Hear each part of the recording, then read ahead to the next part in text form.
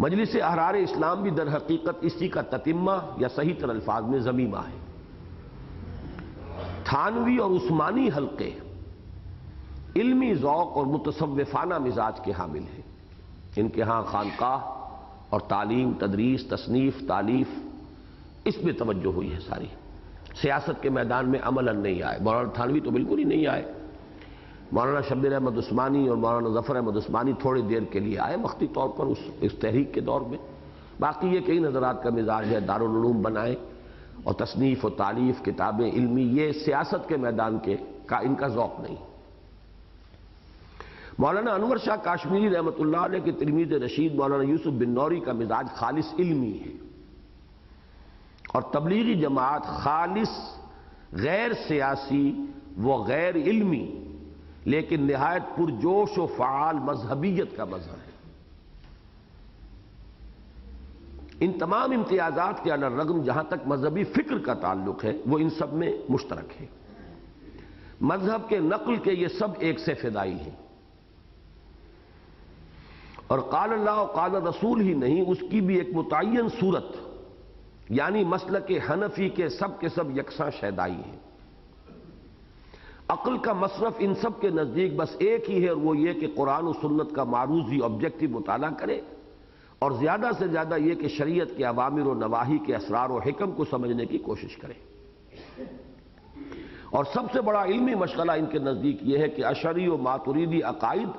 اور فقہ حنفی کے لیے کچھ بس پڑے تو عقلی بھی ورنہ زیادہ تر نقلی دلائل فراہم کیے جائیں۔ فلاں نے یہ کہا، فلاں نے یہ کہا، فلاں امام کا یہ قول ہے، فلاں نے اس وقت یہ کہا، یہ نقلی دلائل، نقل سے جو متعلق ہے۔ باقی کہیں کو داؤ لگ جائے تو عقلی بات بھی، لیکن وہ اصل ان کا موضوع نہیں ہے۔ دوسری طرف جدید علوم و فنون سے یہ بالکل کورے ہیں۔ جدید سائنس کی انہیں ہوا تک نہیں لگی، اور طبیعیات، کیمیا، فلکیات، حیاتیات اور نفسیات کے میدان میں انسان نے اپنے مشاہدے اور تجربے سے جو عظیم علمی ذخیرہ پچھلی 2-3 صدیوں میں فراہم کیا ہے، اس کے بارے میں ان کی معلومات زیادہ سے زیادہ کچھ سنی سنائی باتوں پر مشتمل ہے۔ فلسفہ اور منطق کے جدید رجحانات کا انہیں براہ راست کوئی علم نہیں ہے۔ پڑھتے ہیں اب بھی فلسفہ، لیکن وہی پرانی منطق، پرانا فلسفہ۔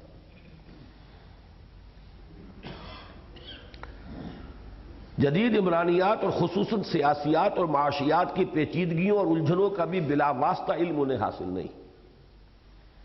گویا کہ یہ پورا حلقہ ذہنی و فکری اعتبار سے خالصتاً آج سے 700-800 برس قبل کی دنیا میں رہ رہا ہے،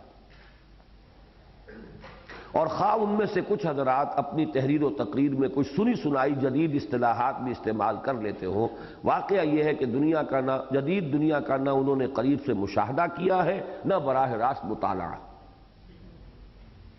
ویسے مشاہدے کی کمی تو اب کچھ پوری ہو رہی ہے، اب تو انگلستان، امریکہ کے چکر بہت لگتے ہیں،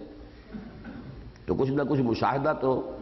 ہوتا ہے، لیکن یہ کہ مطالعہ نہیں۔ نتیجہ یہ ہے کہ ہمارا جسد ملی اس وقت 2 بالکل متضاد حصوں میں منقسم ہے، اور اس بحر محیط میں 2 روئیں بالکل پہلو بپہلو لیکن قطعاً علیحدہ علیحدہ بین ہی اسی کیفیت کے ساتھ چلی جا رہی ہیں جس کا نقشہ سورۃ الرحمن کی ان آیات میں کھینچا گیا ہے۔ مرج البحرین یلتقیان بینہما برزخ لا یبغیان۔ ان 2 متضاد فکری و تہذیبی صوتوں کا سب سے بڑا مظہر 2 مختلف نظام ہائے تعلیم ہیں، جن میں سے ایک علی گڑھ کا معنوی تسلسل ہے اور دوسرا دیوبند کا، اور پوری ملت 2 نمایاں طور پر مختلف مکاتب فکر اور نقطہ نظر کے مابین بٹی ہوئی ہے۔ دونوں کا ایک پہلو مفید و روشن ہے اور ایک مضر اور مایوس کن۔ ایک جانب جدید علوم و فنون اور سائنس اور ٹیکنالوجی ہے، لیکن ملحدانہ طرز فکر اور مادہ پرستانہ نقطہ نظر کے ساتھ، اور دوسری طرف ایمان و اسلام ہے لیکن جمود مطلق اور فرسودہ و اذکار رفتہ فلسفہ و منطق کے ساتھ۔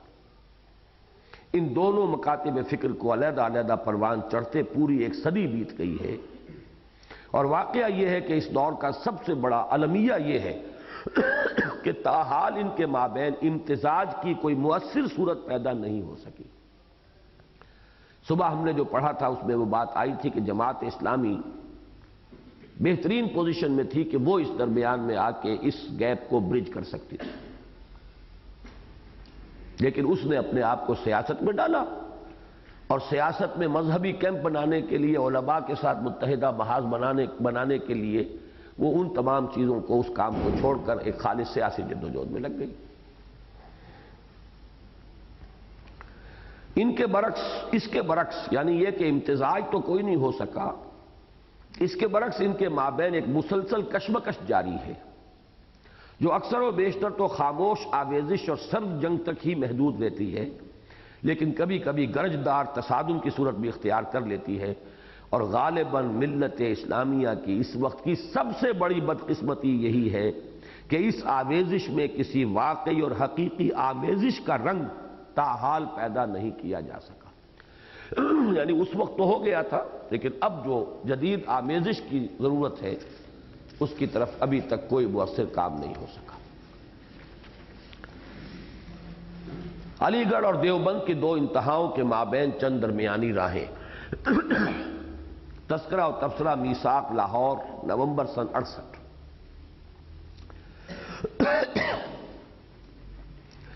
یوں تو ایک عظیم ملت میں فکر و نظر کے سدھا رنگوں یعنی شیڈز کا پایا جانا ایک فطری اور قدرتی امر ہے۔ چنانچہ ہماری قوم میں بھی سوچنے کے لاتعداد انداز اور غور و فکر کے بے شمار طور طریقے پائے جاتے ہیں۔ تاہم ذرا دقت نظر سے دیکھا جائے تو صاف نظر آ جاتا ہے کہ فکر و نظر کے ان لاتعداد رنگوں میں اصل اور پختہ رنگ دو ہی ہیں، ایک علی گڑھ کا، دوسرا دیوبند کا۔ بقیہ تمام رنگ جو ان کے مابین یا ان کے ارد گرد پائے جاتے ہیں سب ان کے امتزاج ہی سے وجود میں آئے ہیں، اور ان میں سے کسی میں علی گڑھ کا رنگ زیادہ نمایاں ہے اور کسی میں دیوبند کا۔ کیا اللہ کی شان ہے کہ ملت اسلامیہ پاکستان کے ان دونوں دینی و مذہبی اور تہذیبی اور ثقافتی صوتوں کے اصل منابع ہندوستان ہی میں رہ گئے، اور یہی نہیں بلکہ جیسا کہ بعد میں واضح ہوگا ان دونوں کے مابین امتزاج کی جتنی کوششیں ہوئیں ان سب کے اصل براکس بھی وہی رہ گئے۔ گویا کہ ہماری ملت کے بحر محیط کی اصل دو روئیں یہی ہیں جو تقریباً 100 سال سے مرج البحرین یلتقیان کی طرح بالکل ملحق اور متصل، لیکن بینہما برزخ لا یبغیان کسی علیحدگی اور لا تعلقی کے ساتھ مسلسل چلی آ رہی ہیں۔ ان میں سے ہر ایک کا ایک مستقل ماضی اور متعین فکری اساس ہے، اور چونکہ ان میں سے ہر ایک کی پشت پر ایک وسیع و عریض اور پختہ و محکم نظام تعلیم بھی موجود ہے، لہذا ان دونوں کے اثرات نہایت دور رس ہیں اور ان کی جڑیں ہمارے جسد ملی میں بہت گہری اتری ہوئی ہیں۔ گویا کہ یہ دونوں مکاتب فکر ہماری قومی و ملی زندگی میں اصلھا ثابت کسی محکم اساس اور فرعھا فی السوا کا سا ہماگیر اثر و نفوذ رکھتے ہیں۔ ان میں سے علی گڑھ کی مذہبی اقلیت جسے جسٹس امیر علی، سر سید احمد خان اور مولوی چراغ علی وغیرہ ہم نے مرتب کیا تھا، اس کا تذکرہ ہم کر چکے ہیں۔ ساتھ ہی اس کے مقابلے میں دیوبند جس کی بنیاد مولانا محمد قاسم نانوتوی اور مولانا رشید احمد گنگوہی کے ہاتھوں پڑی، اور جن کے ذریعے اس میں کتاب و سنت کا علم ہی نہیں بلکہ حاجی امداد اللہ مہاجر مکی کی روحانیت بھی سرایت کر گئی تھی، جس طرح قال اللہ و قال رسول کا حصار اور دین و مذہب کے نقل کے دفاع کا مرکز بنا، اس کی تفصیل بھی ہم بیان کر چکے ہیں۔ اور دونوں کے مذہبی فکر کے مابین جو بعد المشرقین پایا جاتا ہے اس کا تذکرہ بھی تفصیل کے ساتھ ہو چکا ہے، لیکن اس کے بارے میں یہ گمان درست نہ ہوگا، اب تک کی باتیں تو ریپیٹیشن تھی سابقہ مضمون کی، چونکہ ایک مہینے کے بعد پھر پرچہ آتا تھا نا تو بات جوڑنی پڑتی تھی، لیکن اب نئی بات آ رہی ہے۔ لیکن اس کے بارے میں یہ گمان درست نہ ہوگا کہ یہ بودھ ہمیشہ ہر حال اور ہر صورت میں موجود رہا۔ اس کے برعکس واقعہ یہ ہے کہ ان دونوں سے بعض ایسی شخصیتیں بھی ابھریں جو اپنے اصل مکتب فکر کے مجموعی مزاج کی بالکل ضد ثابت ہوئیں۔ چنانچہ حسن ز بصرہ، بلال از حبش، صہیب از روم کے مصداق سرزمین علی گڑھ سے بھی بہت سے راسخ العقیدہ، درد مند، ذہناً مسلم اور قلباً مومن لوگ اٹھے، جن میں ایک مولانا محمد علی جوہر کی مثال ہی اتنی درخشاں اور تابناک ہے کہ مزید کی کوئی حاجت نہیں۔ خود علامہ اقبال میں جن کا تذکرہ بعد میں تفصیل سے آئے گا، بہرحال اسی شاخ سے متعلق ہے، کالجوں اور اسکولوں سے نکلے۔ دوسری طرف خاک دیوبند سے مولانا عبید اللہ سندھی ایسی متجددانہ مزاج رکھنے والی شخصیت ابھری جنہوں نے جدید دنیا کا مطالعہ ہی نہیں بھرپور مشاہدہ بھی کیا، اور جدید رجحانات کے زیر اثر ملت اسلامیہ کے لیے تمدن و معاشرت اور معیشت و سیاست کے میدانوں میں ایسی راہیں تجویز کی جن کے لیے استناد یعنی سند دیوبند کے موجود الوقت مقلدانہ ماحول سے نہیں بلکہ صرف امام الہند شاہ ولی اللہ دہلوی کے فلسفہ ارتفاقات ہی سے مل سکتا تھا۔ یہ ذرا اب لمبی بات ہے۔ جو سوشل تھاٹ تھا شاہ ولی اللہ دہلوی کا، اس میں چونکہ میں آپ کو بتا چکا ہوں کہ کچھ رجحان تھا اس معاشی عدل اور اس کے لیے زمین کا ایک خاص تصور، ملکیت زمین کے بارے میں ایک رائے، تو مولانا عبید اللہ سندھی چونکہ ان کے مزاج کے اندر بڑی اوپچ تھی، سوچ ان کی جو ہے گہری تھی، پھر یہ کہ چونکہ انہیں حالات ایسے پیش آ گئے کہ گئے تو تھے وہ افغانستان مولانا محمود حسن دیوبندی رحمۃ اللہ علیہ کے نمائندے کی حیثیت سے کہ وہاں سے مدد حاصل کریں انگریزوں کے خلاف، لیکن وہاں بھی چونکہ ان کے ساتھ وہی معاملہ ہونے والا تھا جو خود حضرت شیخ الہند کے ساتھ ہوا ہے حجاز میں، تو وہ وہاں سے فرار کر کے اور چلے گئے۔ ظاہر بات ہے اب کہاں جا سکتے تھے، روس ہی جا سکتے تھے۔ ایران پر بھی انگریزوں کا اقتدار تھا، ہندوستان میں تو انگریز تھا ہی، آتے ہی دبوچ لیے جاتے، غدار تھے، باغی تھے، تو اب ایک ہی راستہ رہ گیا تھا اور وہ روس چلے گئے۔ روس میں بولشوک ریولوشن تازہ آیا تھا، وہاں وہ ریولوشنری فرور بہت تیز تھا، تو وہ واقعہ میں نے بارہا سنایا ہے آپ کو کہ انہوں نے یہ کوشش کی کہ انہوں نے ایک نظام توڑ دیا ہے، دوسرا نظام ابھی اسٹیبلش نہیں ہوا، اس موقع پر اگر انہیں اسلام کا نظام بتا دیا جائے تو شاید یہ اسی کو قبول کر لیں، یہ ان کی اپنی ایک خوش فہمی کہہ لیں، حسن ظن کہہ لیں، یا یہ کہ وشفل تھنکنگ۔ لیکن یہ کہ بہرحال ٹراٹسکی سے ملاقات کے بعد مایوس ہوئے، لیکن یہ کہ انہوں نے روس کے انقلاب کا مشاہدہ کیا، پھر وہ اور دوسرے ممالک میں گئے، پھر ترکی میں گئے، جیسے کہ کبھی سید جمال الدین افغانی گھومے تھے پورے عالم اسلام کے اندر، ایسے ہی انہوں نے بہت پھر جب دنیا کو دیکھا ہے تو ان کے اندر بڑی وسعت نظر بھی پیدا ہوئی، اور پھر یہ سوشلسٹ بن کر آئے ہیں جب واپس آئے۔ اب اس سوشلزم کے لیے دیوبند کے جو اکابر تھے ان کے ہاں اس ماحول میں، وہ تو مقلدانہ ماحول، بالکل وہاں سے کیسے سند ملے گی؟ تمام جو علماء دیوبند ہیں انہوں نے پھر انہیں ریجیکٹ کر دیا کہ یہ ہم میں سے نہیں ہے۔ اور وہ روایت بھی میں لکھ چکا ہوں کہ مولانا احمد علی لاہوری خود انہی کے شاگرد تھے، مولانا عبید اللہ سندھی ان کے مربی تھے، لیکن اب جب واپس آئے ہیں وہ جلا وطنی کے بعد تو یہاں ہمارے حاجی عبد الواحد صاحب رحمہ اللہ انہوں نے یہ واقعہ بتایا، چونکہ وہ اس زمانے میں مولانا احمد علی لاہوری کے بہت قریب تھے، تو مولانا عبید اللہ سندھی نے ایک مرتبہ ان سے کہا، یعنی جس انداز میں کہ ایک بزرگ بات کرتا ہے چھوٹے کے بارے میں، مولانا احمد علی ہمارے لیے جو مقام ان کا ہے وہ ہے، لیکن یہ کہ عبید اللہ سندھی کے لیے تو وہ ان کے خرد تھے، یہ کس کام میں لگا ہوا ہے؟ میں نے اس کام کے لیے تیار کیا تھا اسے، کیا پیری مریدی لے کے بیٹھ گیا یہ تبصرہ تھا مولانا عبید اللہ سندھی کا احمد علی صاحب کے بارے میں۔ تو ان کا بڑا انقلابی مزاج تھا، بہت زوردار ہے۔ اس فکر کی ایک چھوٹی سی جماعت ہمارے پاس اس وقت ملک میں موجود ہے، مولانا سعید احمد صاحب ہیں اس کے سربراہ ہیں، وہ مولانا عبدالعزیز صاحب رائے پوری جو سرگودھے میں ہوتے ہیں ان کے صاحبزادے ہیں، وہ اس سلسلے کے جو ہے وہ بزرگ ہیں، یعنی روحانی اور تصوف کے میدان میں مولانا عبدالعزیز صاحب رائے پوری مولانا عبدالقادر رائے پوری کے خلیفہ ہیں، لیکن یہ کہ ان کے یہ بیٹے جو ہیں سب سے بڑے مولانا سعید احمد صاحب، ان کا وہ بالکل مولانا عبید اللہ سندھی کے فکر اور فلسفے کے ساتھ ہم آہنگی اور انقلابی مزاج ہے۔ میری کئی دفعہ خواہش ہوئی ہے کہ ان سے ملاقات ہو، لیکن ملاقات کی کوئی شکل نکل نہیں رہی ان سے۔ بہرحال یہ ہے در حقیقت اس کی تفصیل کہ جہاں ایک طرف علی گڑھ سے مولانا محمد علی جوہر جیسا شخص نکلا، نہایت راسخ العقیدہ، نہایت مومنانہ انداز اور جوش اور جذبہ، مجاہدانہ کردار رکھنے والا، وہاں دیوبند سے ایسے انقلابی مزاج کا حامل، اور یہ کہ وہ دیوبند کی ایک خاص فضا جو ہے فکری اور اعتقادی، اس سے ہٹ کر ایک راستہ بنانے کی ہمت کرنے والا شخص، اور وہ عبید اللہ سندھی۔ تاہم یہ مثالیں محض استثنائی ہیں، اور ایک انگریزی مثل ایکسیپشنز پروو دی رول کے مطابق ان سے وہ کلیہ مزید مستحکم ہوتا ہے جو ہم نے بیان کیا تھا، یعنی یہ کہ علی گڑھ اور دیوبند کے مابین کم از کم بعد المشرقین موجود ہے۔ یہ بہت صرف مذہبی تصورات اور دینی فکر کے میدان تک ہی محدود نہیں رہا، بلکہ جیسا کہ ہم تفصیل سے عرض کر چکے ہیں،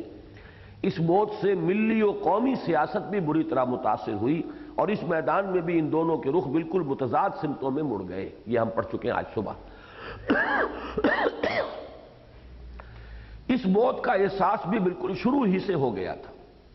اور اس فاصلے کو کم کرنے اور ان دونوں کو ایک دوسرے سے قریب تر لانے کی ضرورت بھی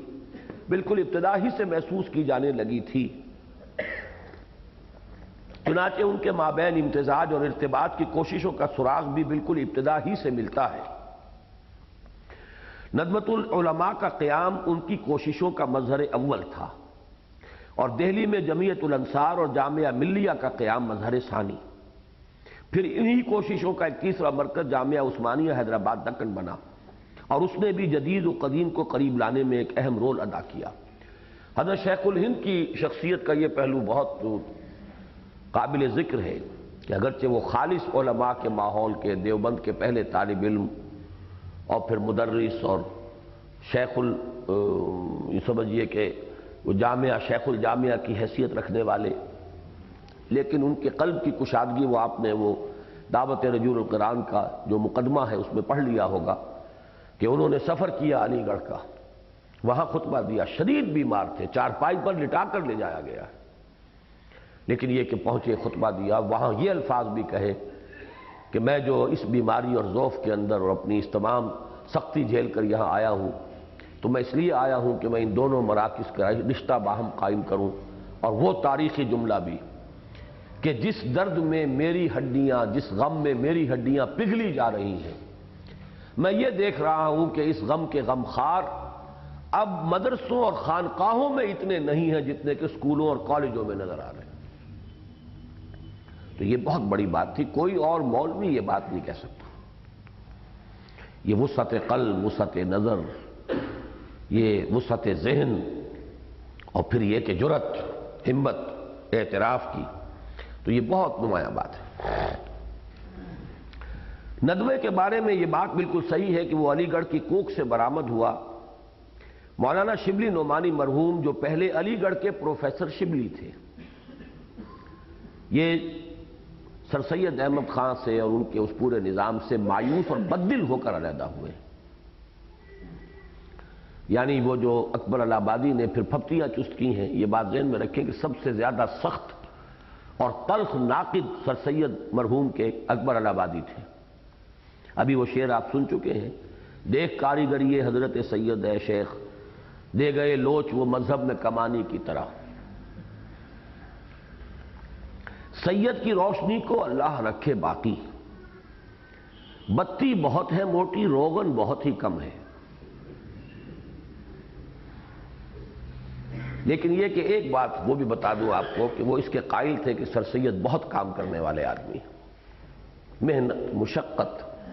بھاگ دوڑ جس طرح انہوں نے کی ہے، جو بھی دھن سوار ہو گئی تھی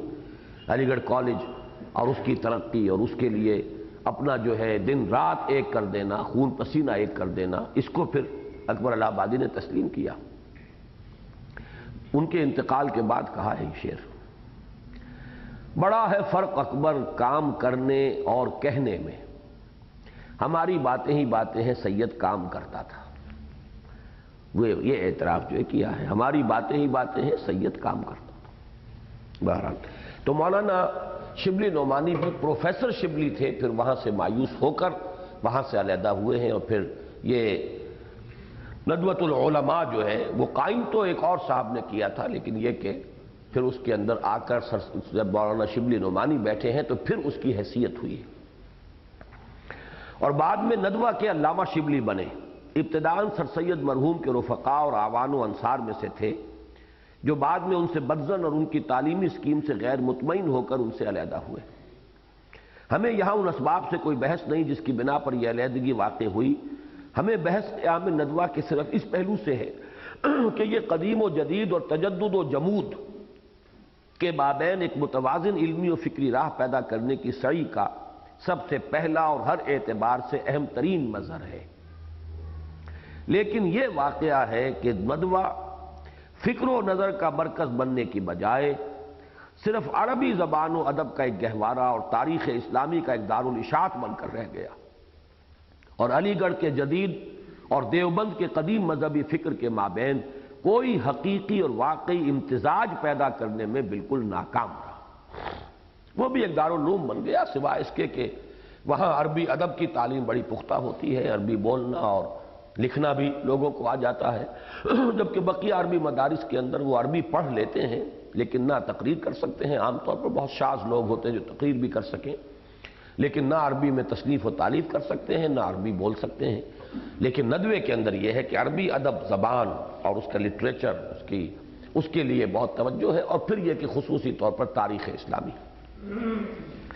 اس میں یہ پہلے ہی سے میں آپ کو بتا دوں کہ یہ مضمون جس وقت آپ پڑھ رہے ہیں یہ 14 صفحات پر مشتمل ایک مضمون تھا، جو کہ جب میثاق میں چھپا ہے تو اس کی جو سند میرے پاس آئی تھی وہ پڑھ لیں تاکہ آپ کو اس کے ہر لفظ کے بارے میں اطمینان رہے کہ یہ اتنی بڑی سند اس کو ملی ہے۔ یہ صفحہ 93 پر میں نے یہ خط شائع کیا تھا دسمبر 1968 کے میثاق، کیونکہ نومبر میں یہ چھپا ہے، نومبر 68 میں، دسمبر میں مجھے بلکہ نومبر ہی میں کسی وقت مجھے وہ خط ملا ہے جس کو دسمبر 68 کے میثاق کے کور پر شائع کیا میں نے۔ یہ مولانا عبدالماجد دریابادی مرحوم کا خط ہے بنام مدیر میثاق، بسم اللہ الرحمن الرحیم، صدق جدید، دریاباد، ضلع بارہ بنکی، صاحب من، السلام علیکم، 11 نومبر 1968۔ میثاق بابت نومبر پیش نظر ہے، صفحہ 1 تا صفحہ 14۔ تحسین ناشناس کا ڈر نہ ہوتا تو دل سے تو بے اختیار یہ صلاح دی، دل نے تو بے اختیار یہ صلاح دی کہ اس ساری عبارت پر ایک خوب بڑا سا صاد، یہ صاد انہوں نے کارڈ تھا، یہ پوسٹ کارڈ، اس پر صاد نیچے تک کھینچا ہوا تھا، بڑا سا صاد کھینچ کر بھیج دیجئے، سبحان اللہ، ماشاء اللہ۔ دل نے یہ جانا کہ یہ سب کچھ ہی میرے دل میں تھا۔ حیرت ہو گئی کہ شبلی، فراہی، ابو الکلام تینوں کی یہ نبازی بعد زمانی اور بعد مکانی دونوں کے باوجود اتنی صحیح کیوں کر لی؟ در حیرتم کے بعد فروشت کو جا شنید۔ ڈاکٹر رفیع الدین کا بھی مقالہ اس نمبر میں بڑا قابل داد ہے۔ والسلام، دعا گو، دعا خواہ عبد الماجد۔ یہ مولانا عبد الماجد دریابادی، مولانا اصلاحی صاحب کو جب میں نے یہ خط دکھایا تو انہوں نے فرمایا تھا کہ اسے کوئی معمولی بات نہ سمجھو، یہ جو تحسین ہے، انہوں نے تو لکھا نا تحسین ناشناس، اب یہ ہوتا ہے، اس کو پتہ نہیں لوگوں نے سمجھا کہ نہیں سمجھا۔ اگر کوئی بڑا عالم ہو یا بڑا شاعر ہو، اس کو داد کوئی ایسا آدمی دے جو خود سمجھدار ہو، شعر و سخن کو جانتا ہو، ادب سے واقف ہو، تب تو وہ اس پر خوش ہوگا بہت۔ اور اگر کوئی اجڑ گوار بیٹھ کر اس کی داد دے تو سمجھے گا کہ یہ تو میرے شعر کا بیڑا ہی غرق ہو گیا، داد دینے والا تو دیکھو۔ تو یہ ہے وہ تحسین ناشناس، جو جانتے ہی نہیں وہ تحسین کریں تو وہ در حقیقت تحسین نہیں ہے، حجم ہے۔ تو وہ اپنے آپ کو انہوں نے وہ جو ایک کسر نفسی کا انداز ہوتا ہے تو اس میں کہا ہے کہ اگر تحسین ناشناس کا ڈر نہ ہوتا، یعنی یہ کہ اپنے آپ کو ناشناس قرار دیا ہے، تو دل نے تو یہ بے اختیار صلاح دی کہ اس ساری عبارت پر ایک خوب بڑا سا صاد کھینچ کر بھیج دیجئے۔ اس لیے میں کہہ رہا ہوں اصل میں اس لیے کہ مولانا شبلی کے بارے میں رائے دے رہا ہوں، مولانا فراہی کے بارے میں، مولانا ابو الکلام کے بارے میں مجھ سے کہا جا سکتا ہے کسی کو تم نے دیکھا نہیں، تم ہوتے کون ہو اس کے بارے میں رائے دینے والے؟ اور اعتراض صحیح ہوگا جی۔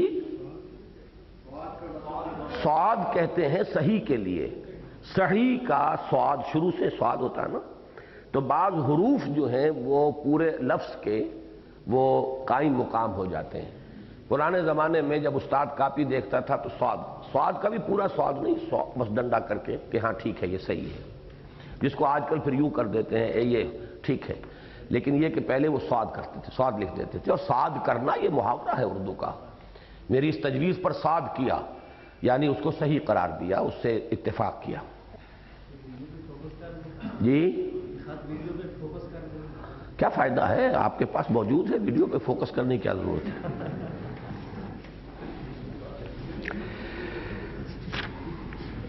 بہرحال یہ بہت بڑی یعنی کہیے کہ ایک طرح کی جسارت ہے کہ میں نے ندوے کے بارے میں یہ ورڈکٹ پاس کیا ہے کہ یہ ایک واقعہ ہے کہ ندوہ فکر و نظر کا مرکز بننے کی بجائے صرف عربی زبان و ادب کا ایک گہوارہ اور تاریخ اسلامی کا ایک دارالاشاعت بن کر رہ گیا، اور علی گڑھ کے جدید اور دیوبند کے قدیم مذہبی فکر کے مابین کوئی حقیقی اور واقعی امتزاج پیدا کرنے میں بالکل ناکام رہا۔ ایک جدید لیکن متوازن علم کلام کی تدوین کی ضرورت کا احساس تو مولانا شبلی کو شدت کے ساتھ تھا۔ ضرورت کا احساس تو ہو گیا تھا کہ اب پرانا علم کلام کام نہیں دے گا، وہ تھا وہ فلسفہ اور منطق کی بنیاد پر، اب ہے یہ سائنٹیفک دور، نئے مسائل پیدا ہو گئے ہیں، تو محسوس ہو رہا تھا کہ ہمارا وہ علم کلام اب چل نہیں رہا، کوئی نیا ہونا چاہیے، لیکن اس نئے کے مزاج کو وہ بالکل نہیں سمجھ پائے۔ یہ بھی ایک بڑی شخصیت سے ایک بڑا شدید اختلاف ہے یا ان پر ایک الزام ہے۔ چنانچہ اسی لیے انہوں نے علم الکلام میں قدیم علم کلام کی تاریخ مرتب کی، یہ ان کی کتاب ہے تصنیف علم الکلام، اور پھر نیا علم الکلام الکلام کے نام سے لکھنا شروع کیا۔ لیکن ایک تو وہ اس کی صرف ایک جلد لکھ کر رہ گئے، حالانکہ اس کی تکمیل ان کے پیش نظر اسکیم کے مطابق 3 جلدوں میں ہونی تھی۔ اس پر نوٹ ہے غالباً اس لیے کہ اس پہلی ہی جلد پر جو مخالفت ہوئی اور کفر کے فتوے موصول ہوئے وہی مولانا شبلی کے لیے بہت کافی تھے۔ اب جدید علم کلام تو آئے گا تو وہ قدیم جو اصطلاحات ہیں ان سے ہٹ کر کوئی بات ہوگی نا، اور وہ حلقہ اتنا جامد ہو چکا ہے ان اصطلاحات میں کہ وہ اس سے ذرا ہٹا تو کفر کا فتویٰ آئے گا۔ تو پہلی ہی جلد چھپی، اس کے اوپر جو کفر کے فتوے آئے تو انہوں نے پھر آگے کے لیے ہاتھ کھینچ لیا۔ اور دوسرے یہ بھی کہ یہ ایک ناقابل تردید حقیقت ہے کہ وہ وقت کے تقاضے کو بھی بالکل نہ سمجھ پائے، اور جو علم کلام اس وقت حقیقت مطلوب تھا اس کے فروع کیا اصول بھی ان پر واضح نہ ہو سکے۔ جن 2 انتہاؤں کے مابین مولانا شبلی ایک متوازن راہ نکالنا چاہتے تھے، اس کا تذکرہ خود ان کے الفاظ میں سنیے۔ حال ہی میں علم کلام کے متعلق مصر، شام اور ہندوستان میں متعدد کتابیں تصنیف کی گئی ہیں اور نئے علم کلام کا ایک دفتر تیار ہو گیا ہے، لیکن یہ نیا علم کلام 2 قسم کا ہے۔ یا تو وہی فرسودہ اور دور ازکار مسائل و دلائل ہیں جو متاخرین اشاعرہ نے ایجاد کیے تھے، یہ صاف اشارہ ہے حلقہ دیوبند کی نئی کلامی تصنیفات کی جانب، جیسے مولانا محمد قاسم نانوتوی کی حجت الاسلام، یا یہ کہ یورپ کے ہر قسم کے معتقدات اور خیالات کو حق کا معیار قرار دیا ہے اور پھر قرآن و حدیث کو زبردستی کھینچ تان کر ان سے ملا دیا ہے۔ یہ مراد ہے سر سید احمد خان اور مولوی چراغ علی کا علم کلام، وہی 2 انتہائیں، انہی کی طرف جو ہے یہ اشارہ کر رہے ہیں کہ اس وقت جو صورت ہے وہ یا اس انتہا کی ہے وہی پرانا جو اشاعرہ کا علم کلام ہے اسی کو لے کر چل رہے ہیں، یا یہ کہ ہر نئی چیز کو جو ہے لا کر زبردستی ٹھوک رہے ہیں اور وہ ایک بالکل غیر منطقی سا ان میں ربط قائم ہو رہا ہے۔ پہلا قرآنہ تقلید ہے اور دوسرا تقلیدی اجتہاد۔ قرآن بڑے خوبصورت جملہ ہے، قرآنہ تقلید اپنے اسلاف کی اور تقلیدی اجتہاد ہو رہا ہے انگریزوں یا مغربیوں کی تقلید میں، تو یہ تقلیدی اجتہاد ہے اور وہ قرآنہ تقلید۔ ان دونوں کو رد کر کے جس تیسرے علم کلام کی ضرورت ہے اس کے ضمن میں جدید تعلیم یافتہ گروہ کا نقطہ نظر مولانا نے ان الفاظ میں بیان فرمایا ہے۔ ہر طرف سے صدائیں آ رہی ہیں کہ پھر ایک نئے علم کلام کی ضرورت ہے۔ اس ضرورت کو سب نے تسلیم کر لیا ہے، لیکن اصول کی نسبت اختلاف ہے۔ جدید تعلیم یافتہ گروہ کہتا ہے کہ نیا علم کلام بالکل نئے اصول پر قائم کرنا ہوگا، کیونکہ پہلے زمانے میں جس قسم کے اعتراضات اسلام پر کیے جاتے تھے آج ان کی نوعیت بالکل بدل گئی ہے۔ پہلے زمانے میں یونان کے فلسفے کا مقابلہ تھا جو محض قیاسات اور مظنونات پر قائم تھا، آج بدیہیات اور تجربے کا سامنا ہے، اس لیے اس کے مقابلے میں محض قیاسات عقلی اور احتمال آفرینیوں سے کام نہیں چل سکتا۔ یہاں تک تو بات صحیح ہے، لیکن کمال سادگی کے ساتھ اس رائے کو محض یہ کہہ کر رد کر دیا کہ لیکن ہمارے نزدیک یہ خیال صحیح نہیں، قدیم علم کلام کا جو حصہ آج بیکار ہے پہلے بھی ناکافی تھا، اور جو حصہ اس وقت کارآمد تھا آج بھی ہے اور ہمیشہ رہے گا، کیونکہ کسی شے کی صحت اور واقعیت زمانے کے امتداد و انقلاب سے نہیں بدلتی۔ اس بنا پر مدت سے میرا ارادہ ہے کہ علم کلام کو قدیم اصول اور موجودہ مذاق کے موافق مرتب کیا جائے۔ حالانکہ علم کلام کے تو اصول بدلیں گے، اب صرف مذاق بدلنے سے تو کام نہیں ہوتا، وہ تو مذاق بنانا ہے اس کا۔ چنانچہ جو کچھ انہوں نے کیا وہ یہی تھا کہ قدیم علم کلام کو نئے اسلوب، نئے پیرایہ بیان اور نئے انداز میں گویا کہ نئے مذاق کے مطابق پیش کر دیا۔ لیکن اصل مسئلے کے فہم کی کوتاہی میں مولانا شبلی غالباً بالکل معذور ہیں۔ اس لیے کہ ایک تو ان کے زمانے تک جدید فلسفے اور سائنس کا ادغام نہیں ہوا تھا، دوسرے خود فلسفہ بھی ابھی صرف اسپینسر اور مل تک ہی پہنچا تھا۔ غزالی اور رومی کی بلا کون سنے گا، محفل میں چھڑا نغمہ اسپینسر و مل ہے۔ گویا کہ فکر جدید کا اصل چیلنج ابھی پوری طرح سامنے نہیں آیا تھا۔ یہی وجہ ہے کہ الکلام کے مقدمے میں مولانا نے فلسفہ اور سائنس کی موجود الوقت صورتحال کا نقشہ ان الفاظ میں کھینچا ہے۔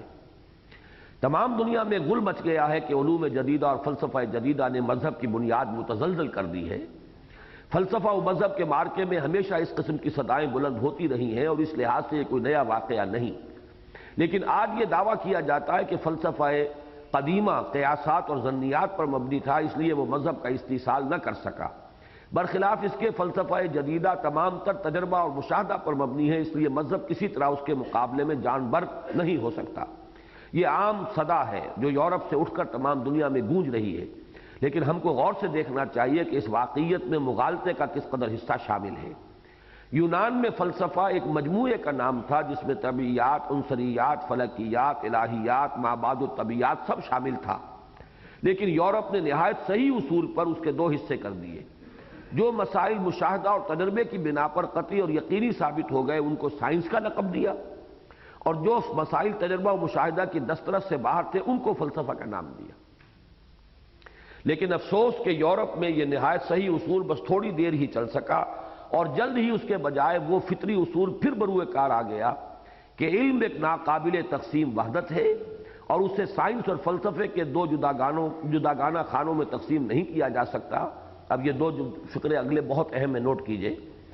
چنانچہ یورپ کا بعد کا فلسفہ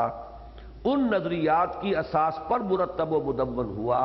جو سائنس کے بعض شعبوں سے ابھرے، جیسے ڈارون کا نظریہ ارتقاء اور فرائیڈ کا نظریہ جنس۔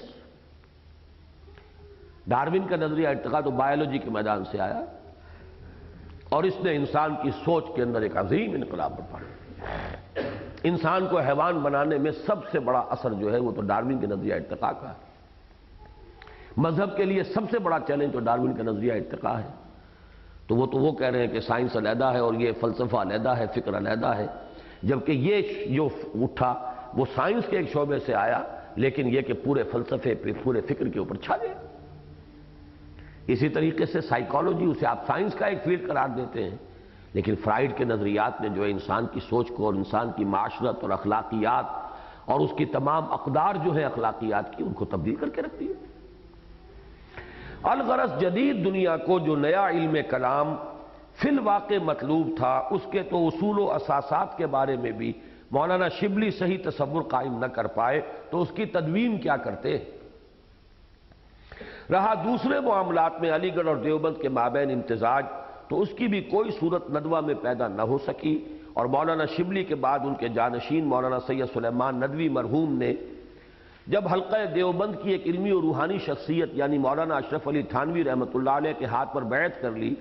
تو یہ بات بالکل ہی کھل گئی کہ ندوہ کوئی مستقل چیز ہے ہی نہیں، اس کی حیثیت بس ایک چھوٹی سی لہر کی ہے جو علی گڑھ کی عظیم رو سے نکل کر بالآخر دیوبند کی دوسری بڑی رو میں جا شامل ہوئی۔ بعد میں جب سید سلیمان ندوی کے شاگرد رشید سید ابو الحسن علی ندوی نے کچھ عرصہ ادھر ادھر کی خاک چھاننے کے بعد بالآخر اسی حلقہ دیوبند کی ایک دوسری روحانی شخصیت مولانا عبد القادر رائے پوری کے ہاتھ پر بیعت کی، تو یہ اسی سنت سلیمانی کا اتباع ہے۔ بہرحال اب ندوے کی حیثیت دیوبند کے ایک زمینے کی ہے یا زیادہ سے زیادہ ایک توسیع یعنی ایکسٹینشن کی، اس کا مستقل جداگانہ وجود کوئی نہیں۔ بات کیا کہنی مقصود تھی کہ جو امتزاج جو اس دور کے لیے جس کی ضرورت ہے، جس کا ایک احساس تو موہوم سا یا مبہم سا احساس مولانا شبلی کو ہوا تھا، اس کی جانب کوئی عملی قدم ندوہ میں نہیں اٹھ سکا، وہ بھی ایک دارالعلوم ہے بس۔ اس طرح ندوہ تو بہت جلد ختم ہو گیا، ختم معنوی طور پر، جیسے مولانا ابوالکلام جیتے جی مرحوم ہو گئے تھے، یا میرے خیال میں مولانا مودودی بھی جیتے جی مرحوم ہو گئے تھے، اس لیے کہ وہ اپنے اس فکر سے، اپنے اس رخ سے ہٹ گئے تھے۔ اسی طرح ندوہ تو ہے، لیکن یہ کہ جس کام کے لیے قائم ہوا تھا اس کے اعتبار سے وہ ختم ہو گیا۔ اس طرح ندوہ تو بہت جلد ختم ہو گیا، اور مولانا شبلی جو درمیانی راہ نکالنا چاہتے تھے وہ اس کے ذریعے سے نہ نکل سکی۔ تاہم ان کی یہ خواہش بعض دوسری پگڈنڈیوں کی صورت میں ظاہر ہوئی جن کا تذکرہ اہمیت کا حامل ہے۔ اب یہ ہم کل پڑھ چکے ہیں لیکن دوبارہ بھی پڑھ لیجئے یہ اقتباس، یہاں سے تھا اقتباس جو کل ہم نے پڑھا تھا، یہاں موٹے حروف میں لکھا ہوا اس لیے آپ کو پڑھنے میں آسانی ہوگی، وہاں وہ بہت باریک تھا۔ مولانا شبلی اپنی ذات میں ایک نہایت جامع و صفات انسان تھے اور ان کی شخصیت ندوے کی نسبت بہت زیادہ جامع اور گمبھیر تھی۔ چنانچہ وہ بیک وقت علم و فضل، فلسفہ و کلام، شعر و ادب اور ملی و قومی سیاست حتیٰ کہ زندگی اور رنگینی سب کے جامع تھے۔ ان کے اصل جانشین سید سلیمان ندوی مرحوم کی شخصیت میں مولانا شبلی کی شخصیت کے صرف چند ہی پہلوؤں کا تسلسل قائم رہ سکا، لیکن ان کے زیر اثر دو اور ہستیاں ایسی پروان چڑھیں جو ان کی بعض دوسری صفات کی وارث بنیں اور جن میں مولانا شبلی کی شخصیت کے بعض دوسرے پہلو اجاگر ہوئے۔ ہماری مراد مولانا حمید الدین فراہی اور مولانا ابوالکلام آزاد سے ہے۔ یہ دونوں حضرات براہ راست ندوی تو نہیں ہیں لیکن ان کی تربیت میں مولانا شبلی کا بڑا حصہ ہے، اور چونکہ بر صغیر یا بر عظیم کی حالیہ مذہبی فکر کے میدان میں علی گڑھ اور دیوبند کی دو انتہاؤں کے مابین دو اہم علمی و فکری سوتے ان ہستیوں کی بدولت پھوٹے ہیں، لہذا ان کا کسی قدر تفصیلی تذکرہ ضروری ہے۔ مولانا فراہی اور مولانا آزاد مرحوم میں متعدد امور بطور قدر مشترک بھی ہیں، مثلا ایک یہی کہ دونوں کی تربیت میں مولانا شبلی کا حصہ تھا، دوسرے یہ کہ دونوں کو قرآن حکیم سے خاص شغف تھا، تیسرے یہ کہ یہ دونوں اپنے وقت کے انتہائی مزیدار انسان تھے، چوتھے یہ کہ یہ دونوں مولانا شبلی کے برعکس جنہوں نے اپنی حنفیت کی شدت کے اظہار کے لیے نعمانی کی نسبت کو اپنے نام کا مستقل جز بنا لیا تھا، یعنی مولانا شبلی تو اتنے شدید حنفی تھے لیکن یہ دونوں تقلید سے یکساں بعید و بیزار تھے، اور دونوں کو اصل ذہنی و علمی مناسبت امام ابن تیمیہ سے تھی۔ حالانکہ امام ابن تیمیہ کے بارے میں مولانا شبلی نے ایک جگہ بہت سخت جملہ لکھا ہے، لیکن ان اشتراکات کے بعد اختلافات کا ایک وسیع میدان ہے جس میں یہ دونوں شخصیتیں ایک دوسرے کی بالکل ضد تھیں۔ اب یہ شروع ہوا۔ مولانا آزاد میں شبلی کی رندی اور رنگینی کا تسلسل بھی موجود رہا، جبکہ مولانا فراہی بالکل زاہد خشک تھے۔ مولانا آزاد کی وزیرداری میں شکوہ و تمکنت کی آمیزش تھی، جبکہ مولانا فراہی پر فقر و درویشی کا رنگ غالب تھا۔ مولانا آزاد ابوالکلام تھے اور ان کی شعلہ بیان خطابت میں ایک لاوا اگلنے والے زندہ آتش فشاں کا رنگ تھا، جبکہ مولانا فراہی نہایت کم گو تھے اور ان کا سکوت ایک ایسے خاموش آتش فشاں سے مشابہت رکھتا تھا جس کے باطن میں تو خیالات و احساسات کا لاوا جوش مارتا ہو لیکن ظاہر میں وہ بالکل ساکت و صامت ہو۔ مولانا آزاد کی تحریر میں اصل زور ادبیت اور عبارت آرائی پر تھا، جبکہ مولانا فراہی کی تحریر نہایت سادہ لیکن مدلل ہوتی تھی۔ مولانا آزاد سیاست کے میدان کے بھی شہسوار تھے اور دین کی وادی میں بھی ان کا اصل مقام داعی کا تھا، جبکہ مولانا فراہی سیاست سے تمام عمر کنارہ کش رہے اور دین و مذہب کے میدان میں بھی ان کا اصل مقام آخر دم تک صرف ایک طالب علم یا زیادہ سے زیادہ ایک مفکر کا رہا۔ چنانچہ مولانا آزاد طوطی ہند تو تھے ہی، ایک وقت ایسا بھی گزرا جب وہ امام الہند قرار پائے، جبکہ مولانا فراہی سے ان کی زندگی ہی میں نہیں بلکہ آج تک بھی صرف کچھ علم دوست لوگ ہی واقف ہو سکے۔ لیکن اس کے برعکس مولانا آزاد تو آندھی کے مانند اٹھے اور بگولے کی طرح رخصت ہو گئے، تاہم کہ آج وہ لوگ بھی ان کا نام لینا تک گوارا نہیں کرتے جنہوں نے اپنی قندیل خود انہی کی شمع سے روشن کی، جبکہ مولانا فراہی ایک مستقل طرز فکر اور مکتب علمی کی بنیاد رکھ گئے جن کا نام لیوا ایک ادارہ دائرہ حمیدیہ کے نام سے ہندوستان میں اور ایک انجمن مولانا امیر حسن اصلاحی کی ذات میں پاکستان میں موجود ہے۔ میں وہ بات اصلاحی صاحب کی آپ کو بتا رہا تھا، وہ رہ گیا جملہ، کہ انہوں نے فرمایا تھا کہ یہ جو سند آئی ہے اس کو معمولی نہ سمجھو، اس لیے کہ مولانا عبدالماجد دریابادی اس قافلے کے آخری فرد ہیں، یعنی تھے شریک اسی قافلے میں۔ مولانا فراہی، مولانا ابوالکلام، مولانا اور مولانا شبلی، مولانا محمد علی جوہر، یہ تمام سب سے زیادہ انہیں لگاؤ جو تھا وہ مولانا محمد علی جوہر کی ذات سے تھا، کیونکہ یہ بھی گریجویٹ تھے اسی لائن کے پڑھے ہوئے۔ لیکن بہرحال یہ کہ یہ اس قافلے کے آخری فرد ہیں جو زندہ ہیں، لہذا ان کی گواہی جو ہے گویا کہ وہ اس گواہی کے مصداق ہے کہ جو قرآن مجید میں آئی ہے کہ شہید شاہد من اہلہا، گواہی دیے گواہی دینے والے نے جو خود اس کے گھر ہی سے تھا، اسی کے خاندان کا، اسی قافلے کا فرد۔ قرآن مجید سے جو شغف ان دونوں بزرگوں کا تھا، مزاج کے افتاد کے فرق کی بنا پر اس کا ظہور بھی مختلف صورتوں میں ہوا۔ مولانا آزاد کی تفسیر سورۃ الفاتحہ اردو ادب کا تو شاہکار یعنی کلاسک ہے ہی، قرآن کے جلال و جمال کا بھی ایک حسین مرقع ہے۔ پھر سورۃ الکہف کے بعد مباحث میں ان کی تحقیق و تنقید کا کوئی جواب ہی نہیں، بھئی ہما قرآن حکیم کا کوئی مرتب و منضبط فکر وہ پیش نہیں کر سکے۔ جبکہ مولانا فراہی نے قرآن حکیم کے استدلالی پہلو کو واضح کیا اور ایک طرف نظم قرآن کی اہمیت واضح کر کے تدبر قرآن کی نئی راہیں کھولیں اور قرآن پر غور و فکر کے اصول و قواعد اثر نو مرتب و مدون کیے، اور دوسری طرف اپنی بعض تصنیفات جو تاحال نامکمل مسودات ہی کی صورت میں ہیں، ان کے ذریعے خالصتاً قرآن حکیم کی روشنی میں ایک نئے علم کلام کی بنیاد رکھ دی۔ جیسا کہ ہم نے عرض کیا، آسمان شبلی کے ان دو ٹوٹے ہوئے تاروں سے بر صغیر کی موجودہ اسلامی فکر کے دو سوتے پھوٹے ہیں، جن کا تذکرہ صورتحال کی صحیح اور مکمل جائزے کے لیے ناگزیر ہے۔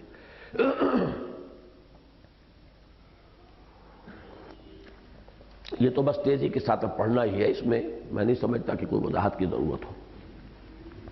مولانا فراہی رحمہ اللہ کے علمی ورثے کے حامل مولانا امین حسن اصلاحی ہیں، جنہوں نے اپنی عملی زندگی کی ابتدا ان کے مشن کے تکمیل کے ارادے اور اس کے لیے عملی جد و جہد کے آغاز ہی سے کی تھی۔ چنانچہ تحصیل علم سے فراغت کے فوراً بعد انہوں نے ایک طرف مولانا فراہی کی یادگار یعنی مدرسۃ الاصلاح اعظم گڑھ کو سنبھالا اور دوسری طرف دائرہ حمیدیہ قائم کیا، تیسری طرف سن 38 میں ماہنامہ الاصلاح جاری کیا، جس کے ذریعے فکر فراہی کی اشاعت شروع ہوئی وقس علی ھذا۔ لیکن ابھی یہ تمام کام بالکل ابتدائی حالت ہی میں تھے کہ حکیم فراہی کا یہ جانشین ابوالکلام کے معنوی خلیفہ سید ابوالعلا مودودی کی دعوت اسلامی کی گھن گرج سے متاثر ہو کر رخت سفر باندھ ان کی خدمت میں جا حاضر ہوا اور ایک آدھ نہیں 17 سال ان کی شخصیت کے پیچ و خم میں الجھا رہا، تاہاں کہ پورے 17 سال اس دشت کی بادیہ پیمائی کے بعد آج سے 10 سال قبل، واضح رہے کہ یہ تحریر 68 کی 58 میں علیحدہ ہوئے تھے مولانا اصلاحی جماعت اسلامی سے، آج سے 10 سال قبل جب آنکھ کھلی اور ہوش آیا تو معلوم ہوا کہ ماضی بہت پیچھے رہ گیا، دائرہ حمیدیہ اور فکر فراہی کے تمام قدردان ہندوستان میں رہ گئے، یہاں یکا و تنہا، نہ کوئی رفیق نہ ہمراہ، نہ اسباب نہ وسائل، الغرض جب آنکھ کھلی گل کی تو موسم تھا خزاں کا۔ ان حالات میں مولانا امین حسن اصلاحی نے جس طرح پھر جگر لخت کو جمع کیا اور اثر نو اپنے کام کی ابتدا کی، واقعہ یہ ہے کہ یہ اس بڑھاپے کے عالم میں ان کی جواں ہمتی کی دلیل ہے۔ بہرحال الاصلاح کی جگہ میثاق کا اجرا ہوا، جو قلت اعوان و انصار کی بنا پر کچھ عرصے ہچکولے کھاتی ہوئی کشتی کے مانند چلا اور پھر بند ہو گیا۔ حلقہ تدبر قرآن قائم ہوا، جس کے ذریعے چند نوجوانوں کی تعلیم و تربیت کا سلسلہ شروع ہوا، لیکن کچھ عرصے نہایت کامیابی سے چلنے کے بعد ان نوجوانوں کے ادھر ادھر منتشر ہو جانے کی بنا پر اس کا کام بھی بند ہو گیا، تاہاں کہ آج سے 2.5 سال قبل راقم الحروف، جس نے خود مولانا مودودی کی تحریک اسلامی ہی کی گود میں آنکھ کھولی تھی اور انہی کے واسطے سے مولانا اصلاحی سے متعارف ہوا تھا، لاہور منتقل ہوا اور اسے اللہ نے مولانا کے ان کاموں میں تعاون کی توفیق و سعادت بخشی، تو اس کے فضل و کرم سے میثاق بھی اثر نو جاری ہوا اور بحمد اللہ تاحال جاری ہے۔ تدبر قرآن کی جلد اول بھی شائع ہوئی اور مولانا کے درس قرآن و حدیث کی ایک ہفتے وار نشست کا سلسلہ بھی شروع ہوا، جو بفضلہ تعالی باقاعدگی سے جاری ہے۔ یہ سن 68 کی باتیں ہیں۔ راقب الحروف کو مولانا اصلاحی سے براہ راست تلمس کا شرف تو حاصل نہیں۔ اب دیکھیے، میں آپ کو نوٹ کرا رہا ہوں، جب مولانا سے میرا اختلاف ہوا یا انہیں مجھ سے اختلاف ہوا، پھر انہوں نے جو مجھ پر حملے کیے ہیں ان کا میں اثر، اس کا ایک نقشہ بتانا چاہتا ہوں کہ یہ جملہ ہے جو میں نے لکھا ہے سن 68 میں، اور وہ سن 76 میں کہہ رہے ہیں کہ یہ شخص اشتہار دیتا پھرتا ہے کہ یہ میرا شاگرد ہے، یہ میرا شاگرد نہیں، جبکہ یہ میں لکھتا ہوں، میں نے کبھی بھی ان سے براہ راست تلمس کا کوئی معاملہ نہیں۔ لیکن مولوی جب ناراض ہو جائے تو بس پھر اللہ ہی پناہ دے تو دے۔ راقم الحروف کو مولانا اصلاحی سے براہ راست تلمس کا شرف تو حاصل نہیں، تاہم یہ واقعہ ہے کہ قرآن حکیم سے جو قلبی رابطہ اور کسی قدر ذہنی مناسبت اسے حاصل ہوئی ہے، وہ مولانا ہی کی تحریروں کے مطالعے سے ہوئی ہے، اور راقم کی دعا ہے کہ اللہ تعالیٰ مولانا کو بھی عمر دراز اور صحت و فراغت عطا فرمائے، تاکہ وہ اپنے استاد مولانا فراہی کے علمی ورثے کو مزید اضافوں کے ساتھ اگلی نسل کو منتقل کر سکیں، ان کے شاگردوں کو بھی توفیق دے کہ وہ اس کام کے لیے اپنی زندگیوں کو وقف کرنے کا عزم کر سکیں، اور راقم کو بھی اس نیک کام میں تعاون کی سعادت نصیب کیے رکھے، آمین۔ نیچے لکھا ہے افسوس کہ اس تحریر کی تصویر کے کچھ عرصے بعد سے راقم الحروف کے تعلقات مولانا موصوف سے کشیدہ ہونے شروع ہوئے، اور تدبر قرآن کی جلد 4 میں جب مولانا نے حد زنا کے بارے میں اپنی رائے ظاہر کی تب سے تو تعلق بالکل ہی منقطع ہو گیا۔ اس پورے معاملے کی تفصیل راقم نے اپنی تعلیف رجوع الی القرآن منظر و پس منظر میں درج کر دی ہے، وہ آپ حضرات نے پڑھ لی ہوگی۔ بہرحال فکر فراہی اور سلسلہ تدبر قرآن علی گڑھ اور دیوبند کے درمیان علمی و فکری صوتوں میں سے ایک ہے، جو اپنی کمیت اور حلقہ اثر کے اعتبار سے تو فی الحال زیادہ اہم نہیں، لیکن اپنے امکانات کے اعتبار سے یقیناً اہم ہے، خصوصاً اس لیے کہ اس کی بنیاد بھی خالصتاً قرآن حکیم پر ہے، اور اس میں سارا استدلال بھی قرآن ہی سے کیا جاتا ہے، اور تدبر قرآن کا جو خاص اسلوب و نہج اس کے ذریعے عام ہو رہا ہے، اس سے انشاءاللہ حکمت قرآنی کے بہت سے نئے گوشے سامنے آئیں گے اور فکر انسانی کو نئی رہنمائی ملے گی۔ مولانا امین حسن اصلاحی نے اپنی تصانیف حقیقت شرک، حقیقت توحید اور حقیقت تقویٰ میں ایمان باللہ کے مختلف پہلوؤں سے جس انداز میں بحث کی ہے، وہ اگرچہ با اصطلاح معروف تو علم کلام نہیں، لیکن خالص قرآنی علم کلام ضرور ہے، اور اگر مولانا اپنی اسکیم کے مطابق معاد اور رسالت پر بھی اسی انداز سے لکھ سکے تو اس طرح خالصتاً قرآن حکیم کی بنیاد پر ایک نئے علم کلام کی ترتیب و تدوین کی راہ کھل جائے گی۔ اب یہ دوسری شخصیت،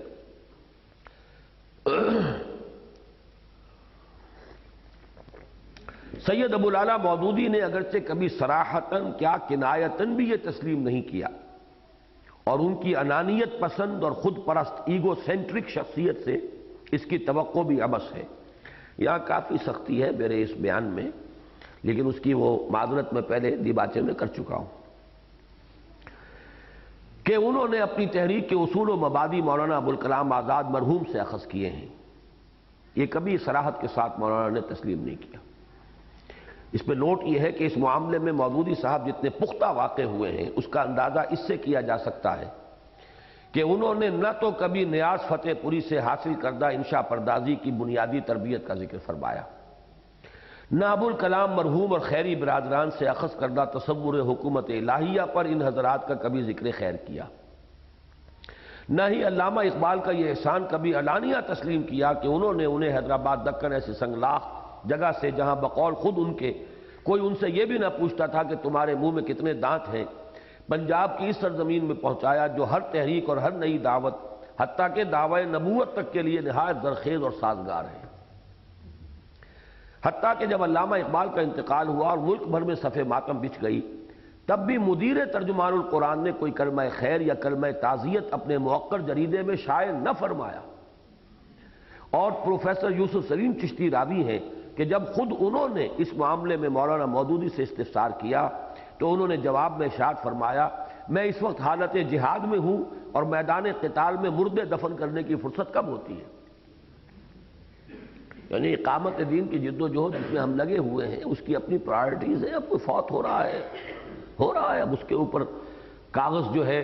ضائع کیا جائے یا کہ بنیادی جو کام ہے اس کے لیے اس کاغذ کو صرف کیا جائے۔ چشتی صاحب کا کہنا یہ تھا بہت تاثر کے ساتھ۔ چشتی صاحب فرماتے ہیں کہ بعد میں جب میں نے دیکھا کہ مودودی صاحب کے حلقے کے جرائد نے مولانا مسعود عالم ندوی اور چودھری علی احمد مرحوم کی وفات پر خاص نمبر تک نکالے اور کتابیں شائع کی تو میں حیران رہ گیا کہ ہم نے انقلاب چرخ گرداں یوں بھی دیکھے کہ اقبال کے بارے میں ایک شدرہ تک نہیں، اور اپنے ساتھیوں کے بارے میں یا اپنی جماعت کے لوگوں کے بارے میں پورے نمبر۔ تاہم واقعہ یہی ہے کہ 37-38 کے لگ بھگ جب مسلمانوں نے ہند کی قومی ملی سیاست کا ایک رخ متعین ہو گیا اور اس کی قیادت و سیادت میں انہیں کوئی مقام حاصل نہ ہو سکا تو انہوں نے کسی دوسری راہ پر سوچنا شروع کیا، اور اس کے لیے انہیں سارا پکا پکایا اور بالکل تیار مواد مولانا ابوالکلام آزاد سے مل گیا۔ چنانچہ انہوں نے مولانا آزاد کو ان کی زندگی ہی میں مرحوم قرار دے کر ان کی جگہ خود سنبھالی،